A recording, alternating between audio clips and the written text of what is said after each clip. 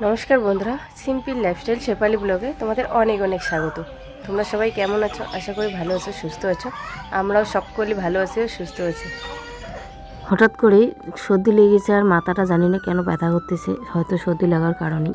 সকালবেলা প্রতিদিনই আমি মশারিটাকে এভাবে ভাঁজ করে রেখে দিই, তাহলে দেখতে বেশ ভালো লাগে। একদম তিন দিকেই খুলে এইদিকে ভাঁজ করে এভাবে রেখে দিই, তাহলে দেখতে না একদম বাবুই পাখির বাসার মতো লাগে। আর এক দিদিভাই তো কমেন্ট করে বলেছিল যে মশারিটা ওইভাবে দিয়ে একটা যদি ঝুলিয়ে রাখা যায় ফুল, তাহলে বেশ ভালো লাগবে। তা আমার তো ঝোলানোর মতো কোনো ফুলই নেই, তার জন্য আর ঝুলিয়ে রাখা হয় না। তো আমি এইভাবে একটা ফুল দিয়ে রাখি, দেখতে ভালো লাগে। এখনও তো রং করা শেষ হয়নি, ঘরের কাজ এখনও অনেকেই বাকি আছে, তাই সেগুলো তো অবশ্যই করব। আর জানলাটাকে খুলে দিলাম, জানলাটা দেখো খুলতে আর রৌদ্রটা পড়ে গেল। আর আমি প্রতিদিনই না এই যে ব্ল্যাঙ্কেটগুলো আমি আলনার মধ্যে রেখে দিই, কারণ ব্ল্যাঙ্কেটগুলো আলনার মধ্যে রেখে দিই এই কারণেই, আমার তো সেরকম ভাঁজ করে রাখি না কাপড় চোপড়। আর আমার ঘরটা তো একদমই ছোট, কোথায় রাখবো? এগুলো রাখার জায়গা নেই। কিছুদিন পরে যখন ঠান্ডা কমিয়ে যাবে তখন আমি এই কম্বলগুলোকেই কোল বালিশ করে রেখে দেব। তো এখন আমার তো রাখতে হবে, তাই না? কম্বলটাকে ভাঁজ করে রেখে আমি বেড কভারটাকেও একটু তুলে নেব, কারণ বেশ কতদিন থেকে বেড কভারগুলোকে ধোয়া হচ্ছে না। বালিশ কভার সব ধুয়ে দেবো আজকে ভাবছিলাম, তো এদিকে তুলে নিচ্ছি বেড কভারটাকেও। তো বন্ধুরা, সকাল সকাল অনেক কাপড় নিয়ে বেরিয়ে পড়লাম। আজকে মেয়েদের স্কুল নেই, মেয়েদের স্কুল থাকলে সকালবেলাটা রান্না করতে হয়, তো তার জন্য আর জামা কাপড় ধোয়া হয় না। তো আজকে অনেক স্কুলের ড্রেস নিয়েছি আর অনেক জামা কাপড় নিয়েছি ধোয়ার জন্য। তো প্রতিদিন একটা দুটো করে ধোয়া হয়, কিন্তু প্রতিদিন একটা দুটো করে জমা হয়েও যায়। তার জন্য আজকে বেরিয়ে পড়লাম। জামা কাপড়গুলো আগে ধোবো, তারপরে রান্না করবো। তো আগে জামা কাপড়গুলো ধুয়ে নিই। আজকে স্কুল বন্ধ থাকাতেই তার জন্য এতগুলো জামা কাপড় বের করেছি। যদি স্কুল খোলা থাকতো তাহলে হয়তো এতগুলো জামা কাপড় বের করতাম না। বেড কাভার সবগুলোই চেঞ্জ করে দিলাম আর কি, চেঞ্জ করে ওগুলোকে ধুয়ে দেবো। বেড কাভারগুলোকে, বালিশ কভার, বেড কাভার সব বের করেছি, এখন ধুয়ে দিয়ে। আমি জামা কাপড়গুলো ধুয়ে স্নান করে নিয়েছি, তারপর এদিকে পিছনে এসে জামা কাপড়গুলো শুকাতে দিচ্ছি আর কি। তো অনেকটাই লেট হয়ে গেল, একদম বাচ্চাদেরও স্নান করে দিয়েছি তারপরে এসেছি, তার জন্যই লেট। কিন্তু কিছু করার নেই, লেট হলেও কিন্তু বাচ্চাদের তো স্নান করিয়ে দিতে হয়, তাই না? আর এখানে এনে আমি যে মোবাইলটা কোথায় রাখবো ভেবেই পাচ্ছিলাম না, আর স্ট্যান্ডও নিয়ে আসিনি। আর বড় মেয়েকে বললাম যে চল একটু যাবি আমার সঙ্গে, ক্যামেরাটা ধরবি।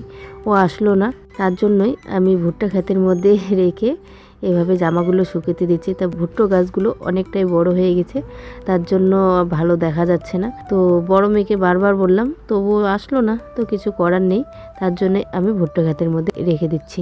তো যতটুকু দেখা যাচ্ছে বেশ ভালোই দেখা যাচ্ছে। আর স্নান করেছি, আগেও একটা লাল কালারের নাইটি পরা ছিল, এখনও লাল কালারের নাইটি পরা আছে। তোমরা হয়তো ভাবছো যে দুটোই লাল কালারের নাইটি, হয়তো মনে হয় স্নান করিনি, কিন্তু আমি স্নান করেছি। দুটো লাল কালারের নাইটি আমার। ওই নাইটিটাতে পাইপিল লাগানো ছিল না, এই নাইটিটাতে একটা পাইপিল লাগা আছে গোল্ডেন কালারের, এটাই তফাৎ। আর ডিজাইনটা একটু তফাৎ, এটাই। তো আমার জামা কাপড় শুকাতে দেওয়া কমপ্লিট, আমি যাব এখন বাড়ি। আমি বাড়ি যাওয়ার জন্য রেডি হয়েছি। এইদিকে আমার মেয়েরা বড়াই নিয়ে চলে এসেছে।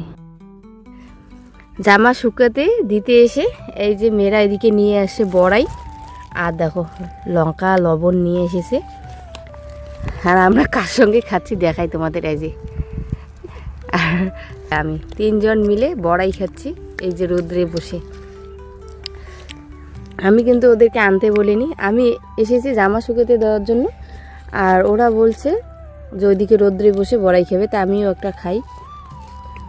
আমার বান্ধবী দিয়েছিল অনেকগুলো বড়াই, তোমাদের সঙ্গে শেয়ার করা হয়নি। কোথায় বড়াইগুলো কোথায় রাখছে তুমি? বড়াইগুলো কোথায় রাখছে ঠাম্মি? যেখানে ঠাম্মি ওরা চিরুনি আয়না থয় না, সেখানে তলে ঝুড়িতে আছে। আজকে রান্না করেছি এই যে ফুলকপি আলুর ঝোল করেছি, আর এখানে শাক করেছি। শাকটা সকালবেলায় করেছিলাম, আর পরে করেছি ফুলকপি আলুর ঝোল। তো ওরা খেয়ে নিচ্ছে। আজকে এরকমই রান্না, এখনও ভাজা করিনি। ভাজা করতে চাইলাম, তো রাত্রেবেলা ভাজা করব রুটি, রাত্রেবেলা করব ভাজা রুটি দিয়ে খাওয়ার জন্য। আজকে ভাজা দিয়ে রুটি খাবো। তো সবাই বসে পড়েছে। এই যে আজকে দুই বোন একসঙ্গে বসেছে, কারণ ওদের মোবাইল আছে পিছনে আর কি, মোবাইল দেখে ভাত খাবে। এই যে মোবাইল লুকিয়ে রেখেছে, তার জন্য একসঙ্গে দুইজন বসেছে, নয়তো একসঙ্গে দুজন কখনোই বসে না, ওদের মানে লড়াই লেগে যায় একসঙ্গে বসলে। হঠাৎ করে আমার জ্বর এসেছে, বাবা ওষুধ এনেছে।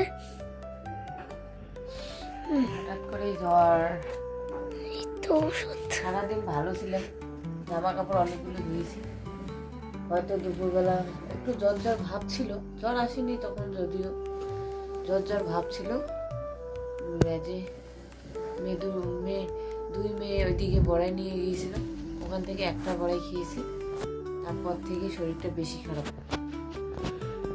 বড়াই খাওয়ার পর থেকে মনে হয় জ্বরটা এসেছে, তো বিকেল থেকে শুয়েছি, হঠাৎ করে জ্বর এসেছে। এই যে ওষুধ খেয়ে একটু শুয়েছিলাম, মাত্র উঠলাম, উঠে বসলাম, সত্যি হঠাৎ করে জ্বরটা কেন যে আসলো, হয়তো বড়াই খাওয়ার জন্য এসেছে। তো ওষুধ খেয়ে একটু ভালো লাগতেছে একটু। আর মা তো ওইদিকে রান্না করলো, কি কি করেছে জানি না।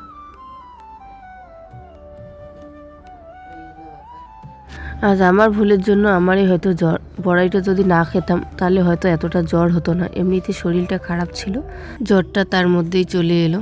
বড়াইটা খাওয়া আমার উচিত ছিল না, যদি না খেতাম তাহলে হয়তো এখন সুস্থ থাকতাম, একটু হয়তো মাথা ব্যথা করতো। আমার বৌমার তো বিকেল থেকে জ্বর, তাই আমি সন্ধ্যে রাত্রি রান্নাটা করলাম। এই ধনিয়ার চাটনি করলাম, শুটকি মাছ ভাজি করলাম, আর সিদ্ধ ভাত করলাম।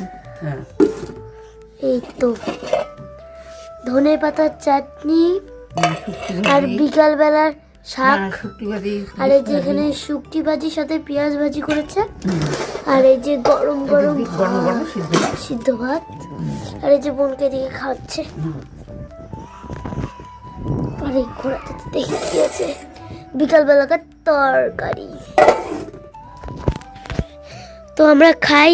আজকের ভিডিওটা এই পর্যন্তই। ভালো লাগলে একটি লাইক কমেন্ট শেয়ার করবেন। মা কালকে একটু সুন্দর ভিডিও নিয়ে চলে আসবে। Good night, tata.